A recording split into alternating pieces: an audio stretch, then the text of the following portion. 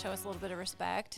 What was it? Your tweet the other day about the wind? Like, if the weather could just check its email. It just like, if the weather could just reread the email before it hits send, I'd be fine with that because it's just been nuts. I was thinking about it this morning. I like to start my day getting up early, worrying about things that are completely out of my control. Tornadoes, for one. I hate tornado season. No one likes it, I'm sure, except for tornado spotters. Yeah, those storm chasers.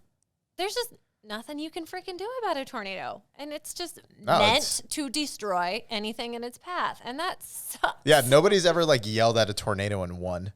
No. And I wish that I could.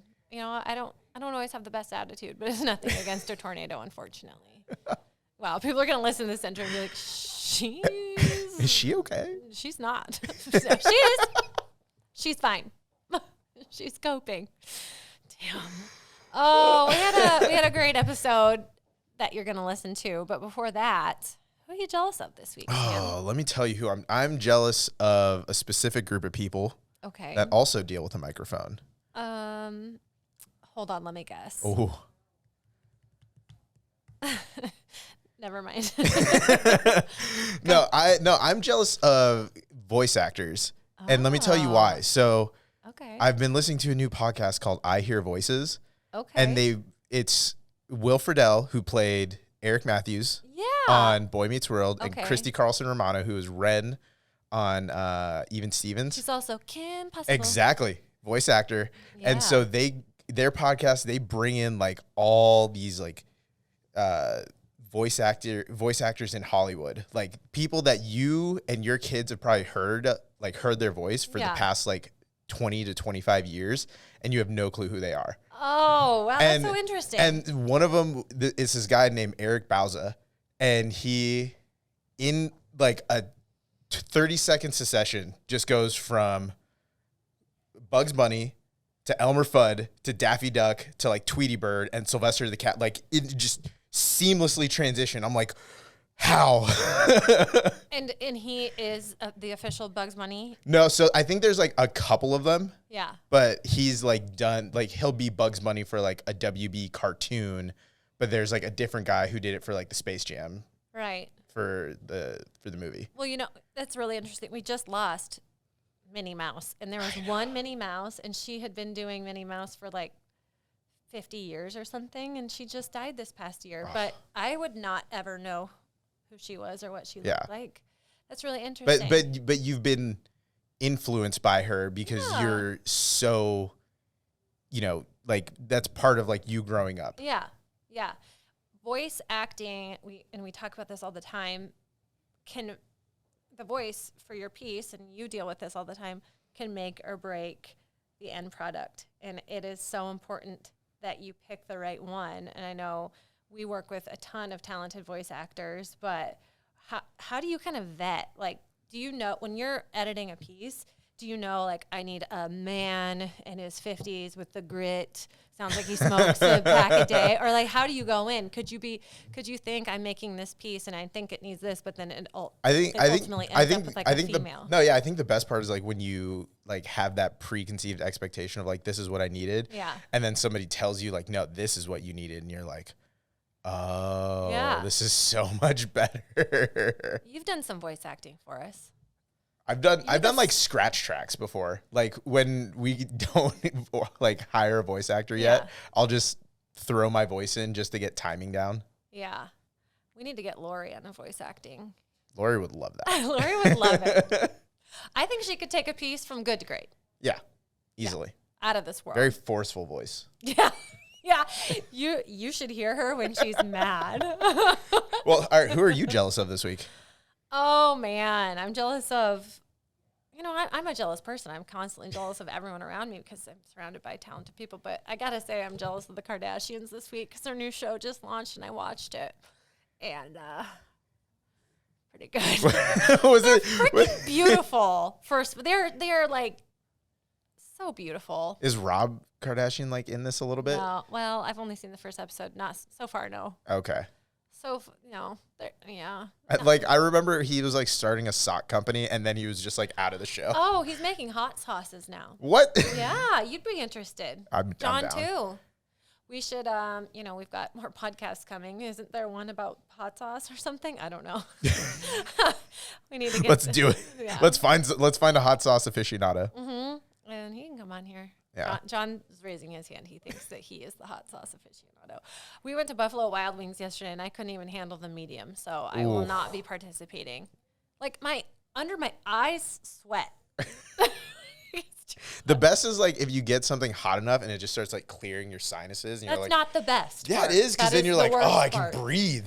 Yeah, and John went to the hospital because what John did was way out of the realm of what you should do on a normal Tuesday. I forgot about that. We'll have to like insert the clip into this intro. It'll just be a quick like insert of John just like Poor John.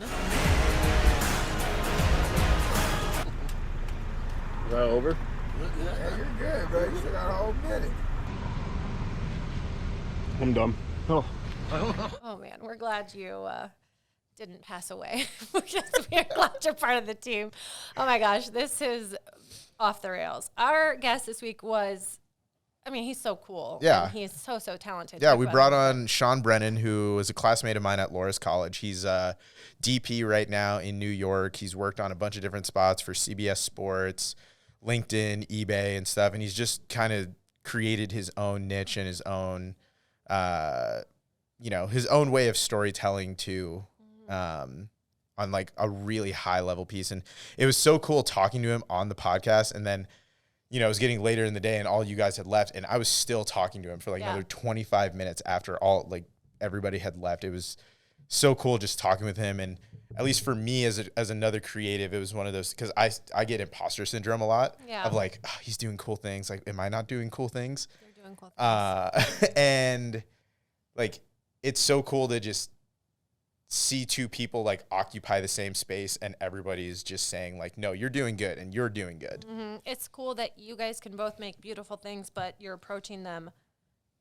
completely differently. Mm-hmm. And I think that's a lesson that should be learned. Like, you don't have to have X, Y, and Z in order to make something really damn cool. You can do it your own way, and you do it your way. Yeah, and he does it his. It is Friday. It's Friday. Whew. You are ready for the weekend. I am. I'm tired. No. All that up early thinking about tornado stuff has really got me tired. It really came back around full circle. It did.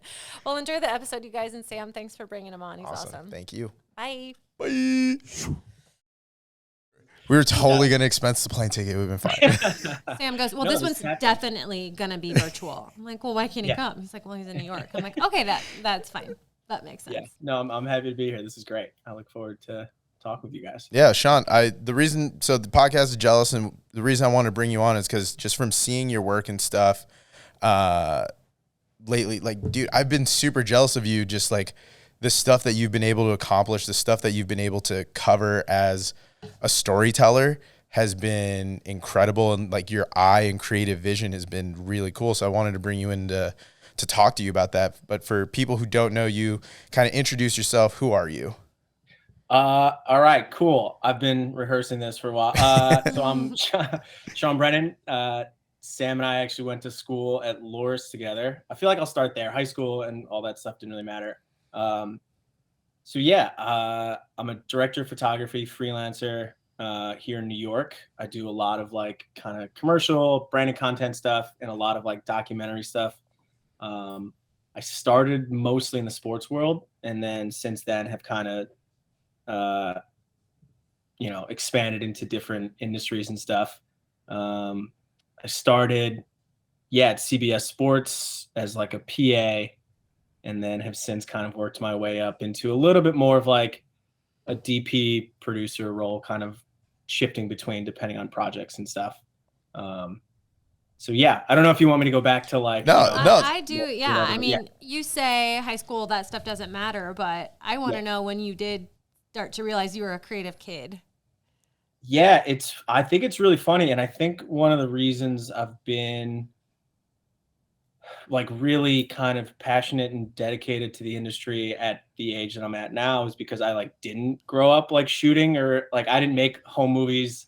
Like like I did, but like dumb ones, and I didn't really care about them, and I wasn't doing that. The video cameras were a lot heavier back then. Yeah, The equipment was crazy. Yeah, so that wasn't like I wasn't that kid that grew up like kind of knowing that I wanted to get into film and TV. I actually went to Loras thinking that I wanted to write. I grew up an athlete in school and stuff, and so I thought I wanted to like maybe write for like ESPN or something like that. And then I actually went to Loras thinking that I wanted to maybe be on air, which was actually like we were forced. Yeah. If you remember, like, we were forced to like be an anchor or Yeah. something like that. And I was really not good at it. And like the first time that I was on air talent for like the sports section, the teleprompter went out. Oh. And I like had like my mom and like I had my like girlfriend at the time like watching, and I was like, this is terrible. And I like panicked and threw it back to the anchor, and their teleprompter was also out. And I was like, I don't think that this is what I want to do. This is not going well. Yeah, but the beauty of that, and where I feel myself really fortunate that I went to Loras, was that like we got our hands on cameras and we shot and edited and we did all of these things that like when I was the sports anchor and that I was like shooting all the packages for sports and everything, and I was like way more drawn to that than I was. And so, got my hands on camera, started kind of shooting. I don't think I really still knew that that's what I wanted to do. I was double majoring in PR and media studies at the time. And then so I was lucky enough to land an internship with CBS my sophomore year going into junior year in ad sales. Wow. And it was great. It was a good summer, but like they had a really great intern program, and I got to meet a bunch of the different department heads at CBS. And I met a woman there, Emily Deutsch, who's the executive producer of or all their original content.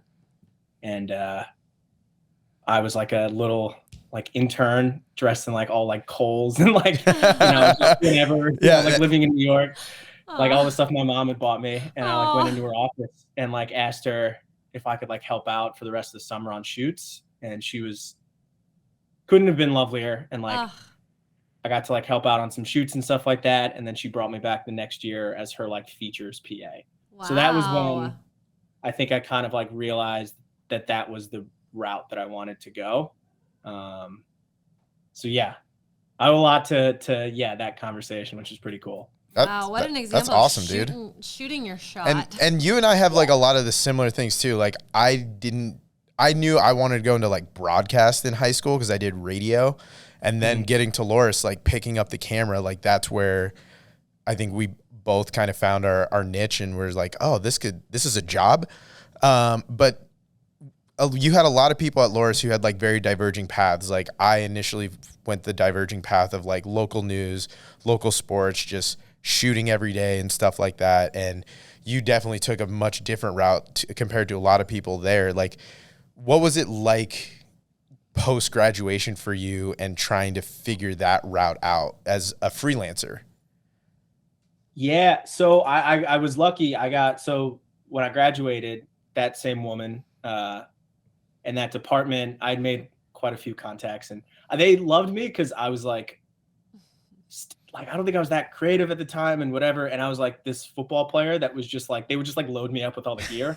So I got a lot of experience because it was great. They wanted me on shoots, and I would just like, I'd like be building C-stands, and like I'd be pushing the cart around like Manhattan and whatever. So I got a lot of experience on sets where, I think that kind of informed my decision to go kind of the shooter, behind the camera route. Because in another world, like, they could have kept me back and I could be producing or something like that. I don't know. But so, yeah, they hired me. Emily hired me out of college, and, it was great. And so I'm trying to think, like the first couple months that I was there, I was, PAing and like, doing archive work and whatever. And I was just like happy to be in New York and working and not really making a lot of money. But it was awesome. and the Movi M5 came out, which was pretty cool to like trace back. And so that had just come out, and I had a really great support system at CBS of people that wanted to see me kind of succeed and teach me stuff. I'm sure it was like, as you get older, it's like for selfish reasons, because they just like want me to help out. But like they were awesome, and they taught me a ton of stuff, and I learned so much in those like first couple months because they took me under their wing. And so the Movi M5 came out, and I remember like one of the shooters there was just like, hey, pick this up, like learn it. Nobody here knows how to use it either. So like you're starting at the same position as everybody. And it was like 8 months in, and I like brought it home with a GH4, the like Panasonic. Oh yeah. DSLR. It was like, it was like the big micro four thirds camera that everybody had. It was the first one. You could put like the speed booster on it, and you could make it Super 35 and whatever. And I didn't know how to like work the camera at all, but I like figured out how to balance it and whatever. And I like ran around the backyard of my aunt's house and like just shot some stuff and like edited together and whatever, and kind of showed some people at work. And like 3 days later, I was like on a shoot up at like up at West Point, like the Army Academy, like doing a feature for CBS as like the Movi guy. You were the Steadicam guy. I was the Steadicam guy. Yeah. It's just like, it goes back to like, I think like I was this like young, dumb, like football player who would just like run around and like ruin his shoulders, like with the Movi all day. And so, so I did that. Like it was pretty wild that like within the first probably year that I was at CBS, I was shooting.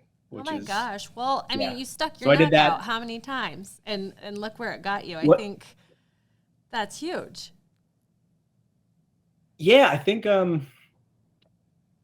think what that department, what was so amazing about that department and being staffed there was like, it was really lean, and you had a lot of people that like, and this was, national TV, and like you had a lot of people who wore a lot of hats. And so like, I think I was given a lot of opportunities there because of how lean and how mobile that department was, and just like, how much they like needed extra hands. And so like, I was able to kind of learn, and it was really amazing to because I think we view a lot of these like national TV and kind of, commercials and film sets as these giant, kind of like Willy Wonka's factory. And for some of them, they are like, some of them are truly incredibly impressive, but like, sometimes it's just like a couple more people than you have access to. And like just a bunch of people who are like kind of trying their best. And that's like the best part about video production as a whole, is like when you look behind the curtain, you're like, that's it. Well, yeah. like there's two lights and a stand with a microphone on. Like that's it. Even learning, I didn't have a news background like you did, Sam, and talking about your different paths. Like you came from the local news, and I was like, those people, and we have John here who is on camera as the sports guy in town, and it's like, to me, someone who is totally removed from that, I'm like, that must have been a huge production. Like, I've said like probably 16 times in this sentence. I apologize. It's been a long day. I'm trying. No, you're good. Right. But I just think there's, crews and people and lights and cameras, and Sam's like, no, they had to set up their own camera and they had to edit that piece themselves. That doesn't make any sense. I thought it was this huge production. So that is good to hear that even, well, I guess it's good to hear that even at a national level, you're kind of dealing with the same type of situation. Yeah. And yeah, it was that. It was, and they were all, it was just like, they were really talented, but they wore a lot of hats. And so it was like, I was put in a position that like, I feel like I was able to learn so much in those first couple of months, just because of like the people that I was really fortunate to be surrounded by, which is awesome. Yeah. And a lot of them are still good friends today, which is really cool. And so going from there at CBS to what you're doing now, so it's called 5 Point Studios, or 5 Point Films? 5 Point Films. 5 Point Films Yes. is your kind of production company right now. Mhm. You and another guy as well.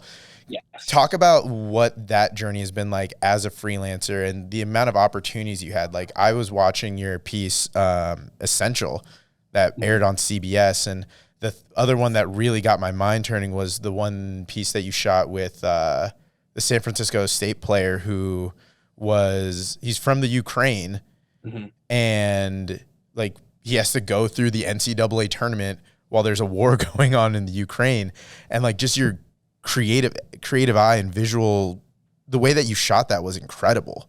Like, so kind of walk me through some of those productions in terms of, you know, you get approached to do that, and then how do you go about like your creative process for stuff like that? Yeah. Okay.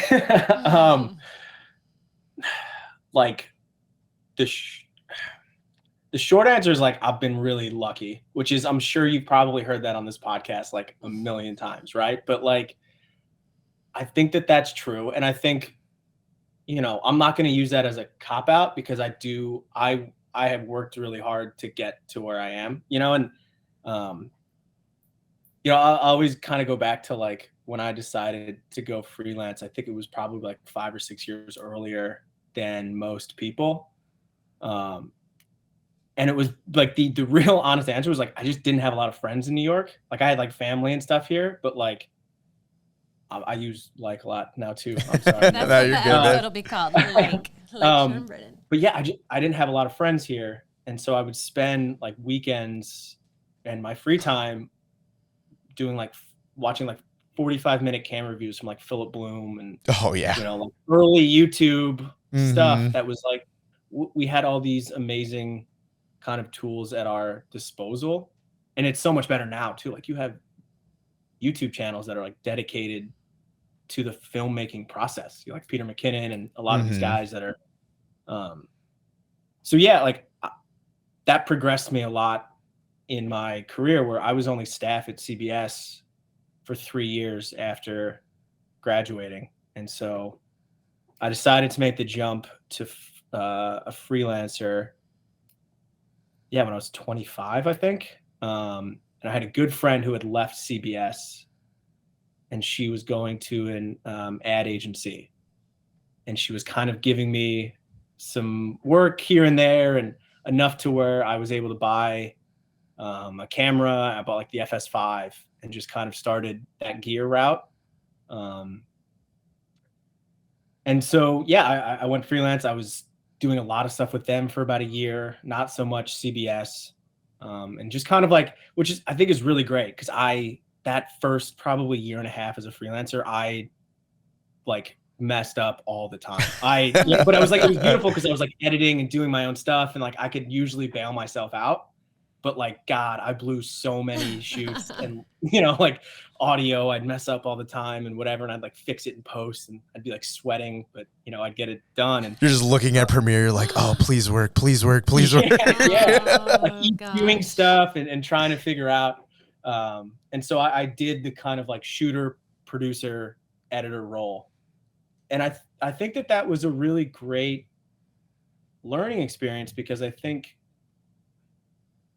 you have to know how to do everything in this profession in order to be like, in order for the finished product to be better. I think like as a shooter, I kind of have to know how the edit is going to go, and I kind of have to know how he can cut away or around a certain scene or something like that, in a way that I think where I've been really fortunate is I've worked with really talented editors, but they've also got my shooting style where it still looks intentional, you know, like I might miss a shot, or I might mess some things up, and, you know, I'm able to kind of shoot my way out of it, and they're able to edit their way out of it in a way that still feels, intentional, and kind of has let my work appear a little bit more thoughtful than maybe it has been. Well, I think as a shooter too, though, we've all been in that situation of like looking at the camera, or like you go back and look at your shots and you're just like, I did that. Like it's just this happy accident of a shot sometimes. Like sometimes it works out like, yes, that's exactly as intended as I wanted it to. And then other times you're looking through the bin and you're just like, when did I hit record on that? Yeah. And I know I didn't answer, I guess to go back maybe to your original question. So progressing a couple years, I started getting calls again for CBS, and I started kind of noticing, I think right when I bought the first red that I owned like a red Scarlet. And it was great, you know, for like the first 3 or 4 years, I was doing some cool stuff, but not really working for CBS at the time. And then they started kind of calling me back, and started kind of seeing some of the work that I was doing. And so, you know, the short answer is that like I have really great relationships at CBS and have, I've met a lot of really cool people that like bring me in on projects is like the short answer. And I rarely, you know, I think what's been really rewarding and cool is to see the relationships that I started as a young person. And I think that you're so like, how do I progress and how do I move up in this industry and how do I start shooting? Where I've found it just kind of takes time, which is the worst thing you could tell a young person, you know? Right. A young person with student loans, you're just like, how am I going to do this? A young person Yeah, today, and a young person so who thinks that they have fast. talent and all that stuff, you know? Like I think I've always been told like I had a good eye, and I was like, why am I not getting such and such a project? And I'm really lucky that because I wouldn't have got them. But like, you know, just when you're young, you just don't think that way. Yeah, I think when you say luck, though, it's a matter of like, you know how good you are, but you were also in the right place at the right time too. Yes. Yeah. Right place, right time. It's a combination of a lot of things. Right place, right time. Fruitful relationships that like turned out to be like beneficial down the road. And work and dedication to the craft and like wanting to get better and learning and messing up a lot. And like lighting stuff horribly and then being like, maybe I should do it differently next time and learning. And like, that's where like, it's just kind of a combination of like all of these things that like where I'm at right now, I feel really happy with the stuff that I'm shooting and the images that I'm able to make. But that is the product of a lot of like other really bad shoots that, you know, I would never promote on my Instagram or anything like that. And you just learn, you learn what you need and, you know, what you don't need, I think is sometimes the most important part of this is like, do more with less, especially in the industry that I'm in with like kind of a hybrid doc style. So I love that point. And I also love your point about the relationships and building those strong relationships. And we were talking off air, I guess, before we started, and you said you went back and you've talked to some of the students at Loras. And have you had any of them reach out to you? Like, are any of them kind of trying to follow your path? I have. Yeah. A couple, which has been really cool. Yeah. I think being at a place like Loras, I tell them all the time, I think one of the best parts about Loras is you make things. Like you actually do the job. You don't, and this is, you know, I didn't go to film school and I have no sort of experience with it. And so I'm not going to say anything bad, but overall, I would say that probably it depends on which route you want to go. But I think here in New York, the production style and all that stuff really rely on people that just do the job and make things, you know, as opposed to theory and and that's such a huge thing in like the creative space, because like the hardest part about the creative space is just getting people to start something. Like we're so afraid to like, and I think as like creatives too, like me as a shooter, and I'm sure you as a shooter too, like you put a lot of yourself into how you shoot something or how you edit something. Like it shouldn't be as personal as it is, but it is. Is it? I've never seen you get right. It's kind of who you are. It's how you see the world. And, you know, it's your style, right? Yeah. I love that you say that. I think something that has, benefited me in my career is like, I I'm not the type of creative where I can't go back and rewatch my stuff. Like I can, and I can rewatch it and I can take the positives out of it.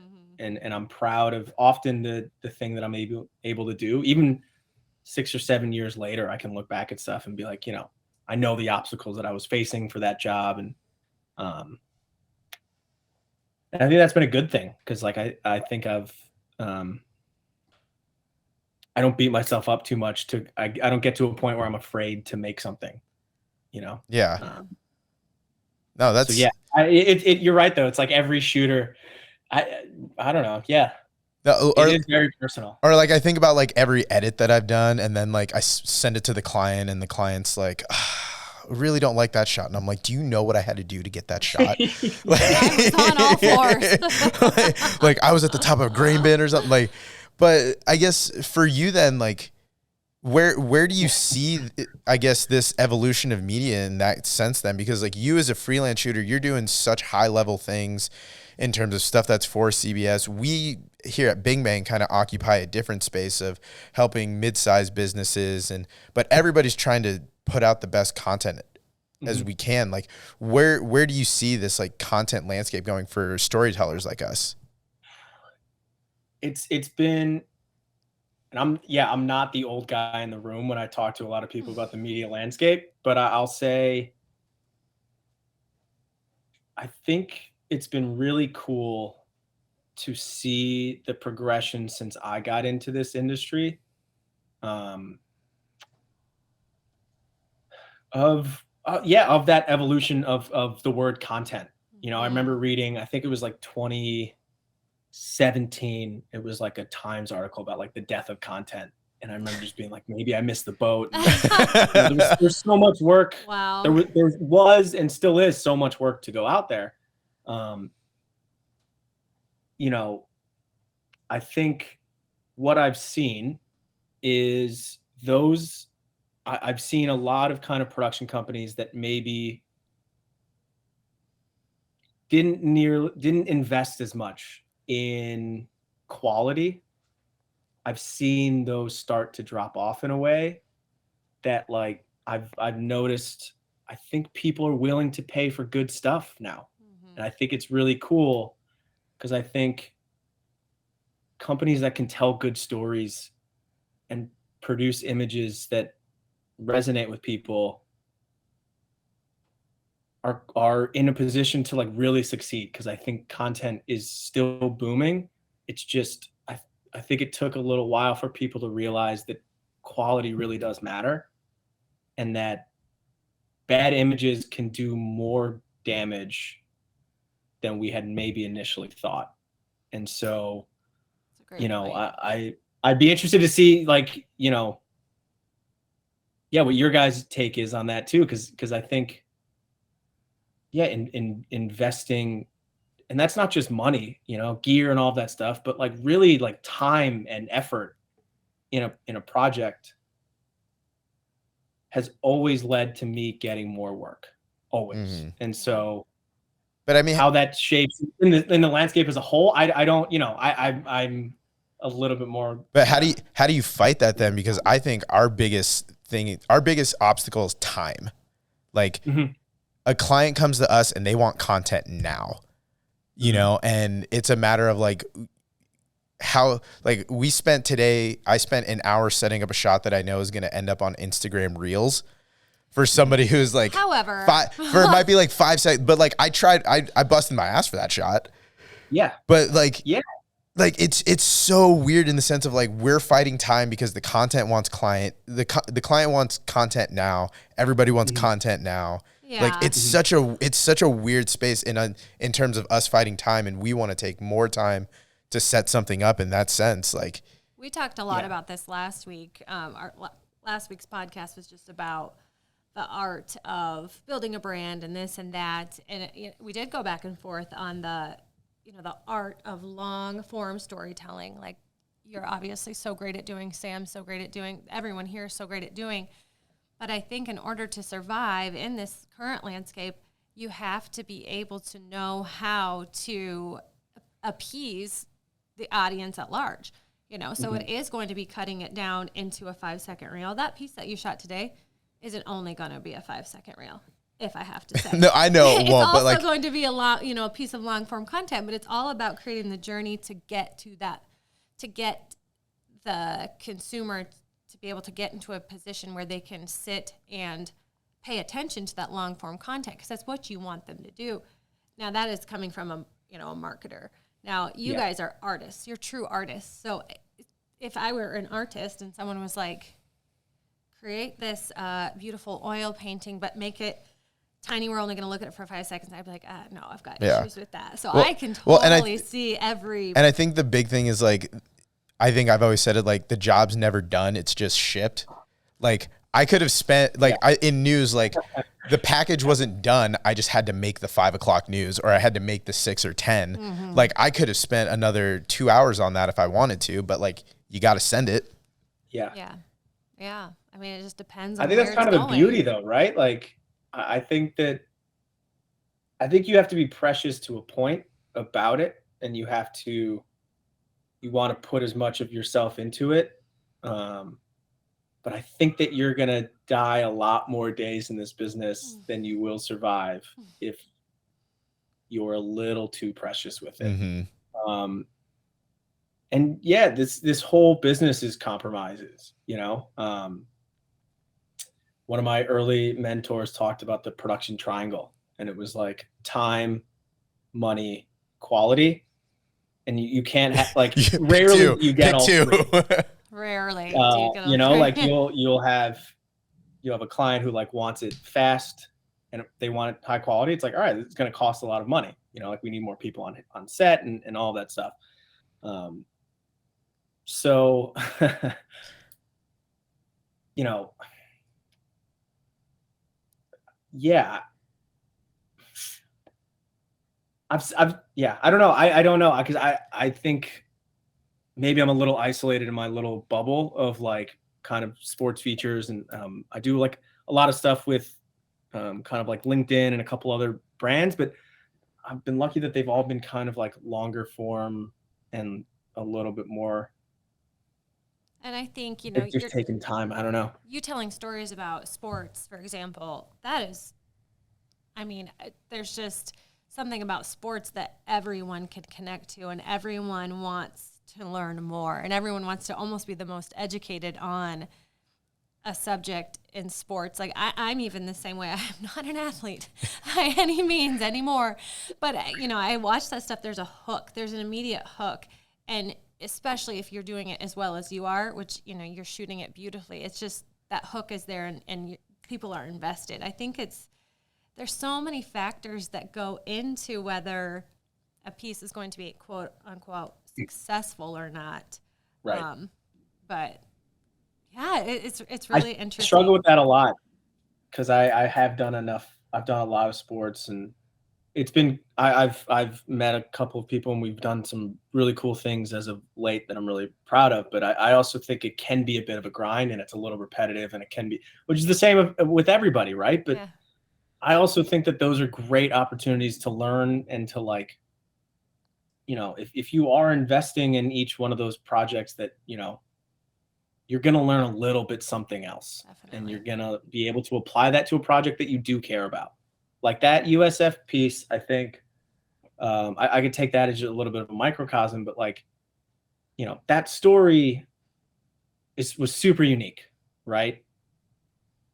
But I had kind of had an idea of how I wanted to shoot it from so many other like 2-minute, like kind of throwaway features.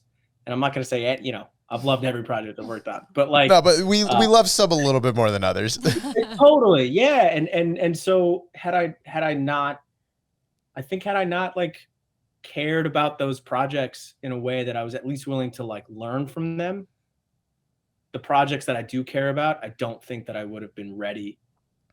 I walked into like shooting that. That was, I found that also to be really kind of, it fit.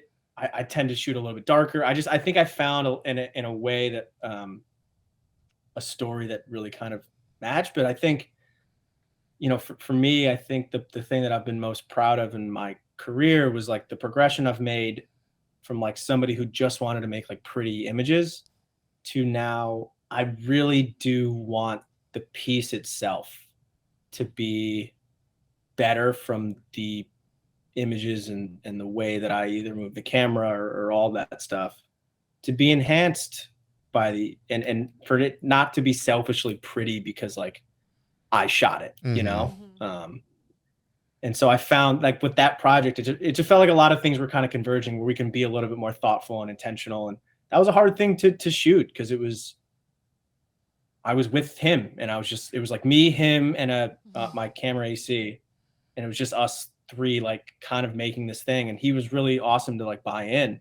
But it's really hard to shoot that in a way that like doesn't feel overly dramatic. And like that was I struggle with that a lot. I was like always thinking about don't make this tacky. You can't because it's such a you know a topic that deserves discussion, but in a thoughtful and smart way. And so, yeah, I'm proud of the way that turned out for a lot of reasons, not just because I think of the way that it looked. So. Yeah, and I saw like I think another mantra that's been going around too is like get the shot that nobody else is getting. And that's something that I've now tried to take away from in the last like 2-ish months of when I'm shooting. Like, where is somebody that I'm not and where can I get a shot there? And I think you're doing that when some of the stuff I saw that you shot with Coach K at the Final Four, like you were in a place that nobody else was or somebody else was and you wouldn't think to have a shot there. Which totally has to do with access and all of that stuff too, which is, you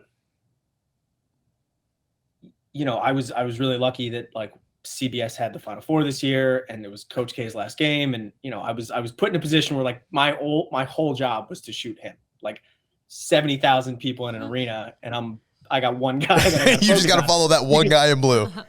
Yeah. Dude. Like, so, you know, in that regard, it was easy to take a step back and be like, what is something that I think would resonate with people? And one of my favorite shots, like I went back from behind the student section and I was like waiting for a bucket. And I think in like the doc world, and I'd love to hear, like, I think that you probably could resonate with this too, Sam, is like, I think really good doc shooters kind of like they read the room, they can read moments, they can kind of anticipate what's going to happen. And that's where you can get stuff that looks intentional and thoughtful in a world that like isn't gonna do a retake for you. And like, yeah, having a plan, and it helps. Like I've shot, it's like the 7th or 8th Final Four that I've been to and whatever. But just like, I know it was a tight game. I was like, I know Duke's gonna go nuts. I want to get a shot that kind of articulates the fans going, and it's like, you know, and that once you start thinking about the moment and what you're looking to get, I think then you can like, you know, as opposed to just like kind of panicking and be like, I get everything. You know? And we've all seen those shooters too who like kind of just panic in the moment because they don't know where they need to be.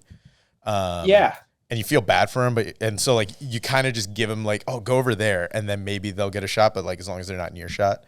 Right. And so we're running low on time, so I got 2 more questions for you. One, cool. This is the nerd question in me. What gear are you shooting on? Is what I want to know. And 2, what are 2 pieces of advice you would give to any shooter or content creator right now? So I'll warm you up with the gear because that's an easy one. Oh, don't worry. I have one last question after this one too. So cool. It's really important. Easy one. So I'm shooting on the red Gemini. I've had it for like 5 or 6 years. It's not going anywhere. It does everything that I need it to do. Lenses, I'm shooting on a set of rehoused 1950s Cook Speed Panchros, which are kind of my dream set of lenses. Awesome. And I got an Angenu Easy series, just like the 30-90 zoom, which is a great piece of glass, but I actively try not to shoot on zooms. And then the Easy Rig comes with me pretty much everywhere. Big handheld. Yeah, big old Easy Rig everywhere. Yeah, hipster. New York handheld So guy. like, does it piss you off then when you're like at the Final Four, you got this easy rig, you got this great class, and there's like a dude on a Ronin with like an A7S3, and you're just like, and his stuff is probably honestly going to look great. I guarantee. And I think that like, like that speaks to a lot of things. I think there's so many people doing such good stuff now. Like, and from, I think there's so many people doing such good stuff that I think it's a bit of a hard industry to be in right now, you know, but I think it's also elevating, and it's so much better than where it has been. And every year people kind of outdo themselves, and that's kind of fun, you know? So yeah, I'm a little bit more traditional in my shooting style. I think maybe the M5 and like my early Ronin days kind of burned me out. And I'm definitely more like, if I'm not on the easy rig, I want a Dana Dolly or I want sticks. We have a joke amongst a couple of my just like shoot it regular, you know, but that's not. Yeah. There's so many people who have lost like the ability to shoot on a tripod. Yeah. Yeah. I was one of them. I was definitely one of them. And then I kind of was forced to pick it back up. And I really like it because I like the idea of composition and being thoughtful and a little bit more intentional. So, yeah. Advice. Oh man.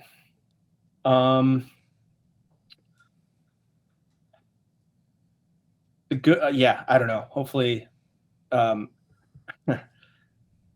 think it's kind of what I've been talking about. Like, make stuff. Like, continue to do stuff, even if people aren't paying you for it. And I know that that's hard, and maybe you don't have the gear that you necessarily want or all that. But I think where I've noticed the biggest progression of my career has been in terms of lighting and a lack thereof. I learn about like negative fill and what you can do with like maybe a little bit of diffusion or a little bit of neg, and see how much that enhances your images. And then from there, you can start kind of worrying about bigger sets and bigger lights and all of that stuff. But take light away, especially if you're in a doc world. Just start trying to do that. And I think but that's about learning your environment and all that stuff. Was that two things? I don't know. I feel like I picked up like a handful of advice from this whole you've been dropping it as we've been going. You've been so informative. I appreciate that. Yeah, I mean, shoot your shot. Learn something from every project, even if it's not your favorite. You don't always have to have the newest and greatest technology to do what you do. I mean, no, I love your story, Sean. I think it is such a cool story about sticking your neck out there. I mean, in a unfamiliar place with unfamiliar people, building relationships. It's all very, very, very cool. I love stories like these. Love it, dude. Well, thank you. How was John Hamm? Because you had to get this one in. Yeah. He, I think we got nominated for that Emmy because we had John. No. So like, you know, that was it was just like, you know, you throw him in anything, it's infinitely better. He's the man. Yeah. He was awesome in that tease. So were you on set when he was like on the green screen? It was this kind of weird, quasi yes and no, but I wasn't in LA. That was taking place. I was in the bubble in Indy. Yeah, so, that's what I figured. I thought you were in the. Never actually got to shake his hand, which is you know I'll regret that forever. But I think you guys will come. You'll cross paths again. I have a feeling you will. Maybe. But I'm guessing, so you shot like all the B-roll that then he was then projected on, right? Yeah. Okay. It was wild, man. We stayed up because it was like the day before, 2 days before the national championship, and we stayed up like it was like all night. And it was so technical because the company that was doing it is really good at green screen stuff. It was like you had to measure focal distance. And oh my God. how far away they were. It was like this very technical process. And it was like, it was freezing. You couldn't move the camera at all. It was I think one of the weirder things I've been a part of. I think I saw that piece and I remember seeing it live and I was like, did they green screen John Hammond? like Yeah. On I one hand, didn't know it was green shot so screen. well. I was like, they put him there. And then on the other hand, I was like, no, they green screened him. I thought he was, It was there. like just wrong enough. Yeah. I think you would watch it and be like, yeah, there's something weird about this. And then like the cut to him in a green screen. But yeah, you definitely watch it, you're like, hey, I don't think this is right. You know, which was hopefully, I think that's what they were. And going for. I think at least like my mind of seeing it too, like I would notice it, but like the normal person wouldn't notice it. Like I notice when, like I hate this in movies, if a TV crew is like going live and half the time they didn't like take the time to plug a battery into somebody's ENG camera. I'm like, guys. Amateur hour. So, but yeah, Sean, we want to thank you for your time, man. Seriously, like anytime you're in Des Moines, let's grab a beer. I'd love that. That'd be awesome. Yeah. Here at the office, we got 4 taps, so you're welcome here. Good for you guys. You're so welcome here anytime. Thank you for spending time with us. Love to hear your story. This is great. So this was awesome, guys. I appreciate you guys having me. Appreciate it, man. Of course. Well, take care.